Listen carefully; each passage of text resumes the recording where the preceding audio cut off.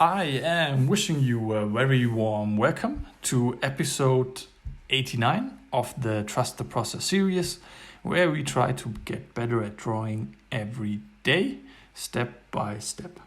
And a very warm welcome is meant literally in this case, because right now it's 30 degrees and I'm melting. But nevertheless, today we are trying to bring an old childhood hero back to life.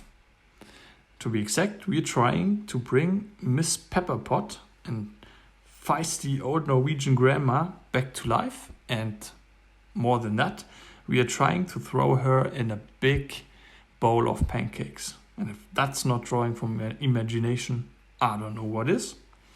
The bar is high though, because we are trying to match the level of creativity those old childhood stories and books provided.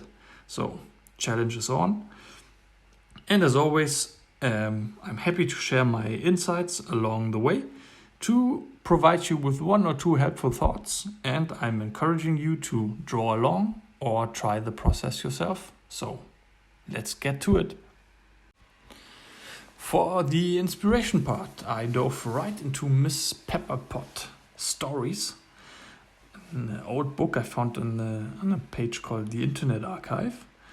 And I found out about this fierce and fearless Norwegian grandma that from time to time shrank, and in this case apparently she could talk to animals, and together with her animals she experienced awesome and really fun and creative adventures. So I won't spoiler any of those stories. I highly recommend you reading them yourself. But as far as process went, I went about prompting every picture that came to my mind while reading those stories. I basically built a visual library, which would be an advantage later on in the process. For the next part of the process, the ideation phase, I really took my time. In this case, for me, the ideation phase was half of the fun in this session, and so it took way longer than it normally takes, but I really had fun doing it. And the way I went about this was going from a really broad scope, so every idea with no filtering that came to my mind got manifested on my iPad screen. And from there, I went to way more specific ideation challenges. So, for example, I went about and tried to see what happened if I think about vending machines and all the pictures I got, all the Miss Pepperpot pictures I got in my mind, and just watched and saw what happened there. And there were some really fun ideas in consequence. But my highlight ideas that stuck with me are Miss Pepperpot boxing or playing poker with flies.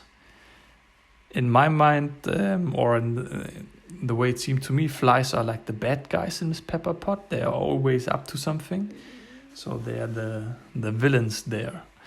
Miss Pepperpot flying into a Bole of Pancakes. This is the idea I went with at the end. But also Miss Pepperpot dancing with a mouse.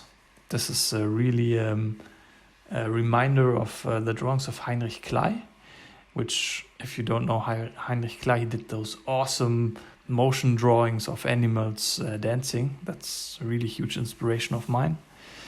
Then also Miss Pepperpot swimming in the coffee pot, relaxing in the coffee pot. Miss Pepperpot, as I said, flying to the vending machine and inserting a coin there. And literally the Pepperpot itself, which is way more visual idea, symbolizing her name in a drawing. And just for the awes, was Miss Pepperpot cuddling with the mice. Yeah. Really fun session. From there on out, it got more and more practical. Another practical but also creative exercise is thumbnailing, where you basically do really small sketches of the final composition idea you want to draw. And those drawings help you save time on one hand. It enables you to test your ideas and compositions, because it's sometimes the idea is in your head and it's bright and clear and you think you just have to draw it. But once you test out those ideas with compositions in those thumbnail drawings, you quickly see, without investing too much time, if the idea works visually or not. So this exercise is highly recommended. I do it a lot.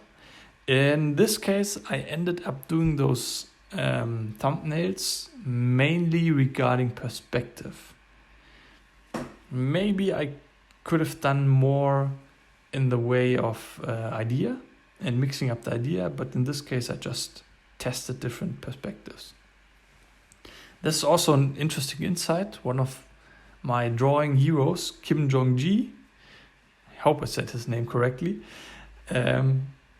has this analogy that before he draws the final picture, he's like imagining a kind of mini-me, so a mini version of himself, flying through space, and the imagined setup he's thinking about. So he's looking at his drawing, for example, Miss Pepperpot, from all different perspectives, and is flying around as a mini-me camera in the scene, and he picks the perspective he likes the most. Kim Jong-il, highly recommended. As thumbnailing was finished, the hard and slow thinking work of structure and perspective began.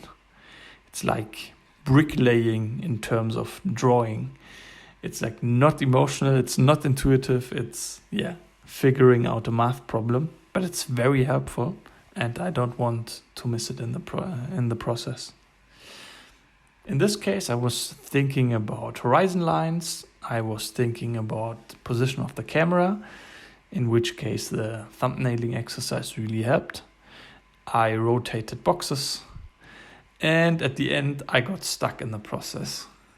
It was the only part of the process I struggled with. And I think I was mixing up two skills at the same time, and this was anatomy and perspective. So at one point I got stuck in the position of her arms. And in my mind I was jumping between thinking about anatomy and at the same time thinking about perspective. And in this case, my brain just overloaded and I got stuck and nothing happened. I think my insight here would be if this happens and you're thinking about two disciplines simultaneously, choose one. So for example, I could have chosen to look at 3 anatomy reference pictures and draw them in perspective, and then choose one and adapt it to my picture. Contrasting the hard work of perspective, I was loosening up for the final part, which was drawing or scribbling. Maybe not the final part, I'm thinking about extending this series, but final part till this point. And this one was drawing or scribbling the motive. And once the basic perspective was established, this was a really fun one, because it takes the cognitive load or your thinking power off the structural problems like perspective and lets you roam in your creativity and just start drawing for the fun of it. And I think it's that's how important it is, the whole perspective thing. Even not knowing anatomy at this point, this just worked awesome for me, and I just started drawing, and I think the result is quite nice. Also, a helpful thought I got from good old Marshall Vandruff, my favorite art teacher I mentioned him many times in the series, and he has some interesting exercises for empathy and taking in account physical effects. For example, if our Miss Pepperpot is shrinking and falling, a person that falls is impacted by gravity. So if she falls down, her skirt will lift up or drag to the top. Her hair is the same thing. There's a drag to it, where the hair is blowing up in the air, and also her necklace, for example, which is a movable part, will be affected by this. And all this indicates motion and likeness. Yeah, at the end, what can we learn from this session? I think for me the three most important takeaways are not practicing those drawing skills simultaneously. So for example, not to learn structure while learning anatomy at the same time. I bet there can be a connection, but if you start just working out or are not very keen on either of those skills, I would recommend, at least that's my takeaway for me, start with one discipline and learn this step by step. Also, and this is maybe not so much an insight, but I want to try in the future, is to use the same perspective setup, which I established in this case, and just do various variations of it. So for example, the same perspective layout, same position of camera, and just draw her one time as a young lady, which basically happened in this case. But in the other version, I will draw her as an old lady, or different props to it, right? As she's called Mrs. Pepperpot, I will draw peppers in the picture, and fun stuff like this.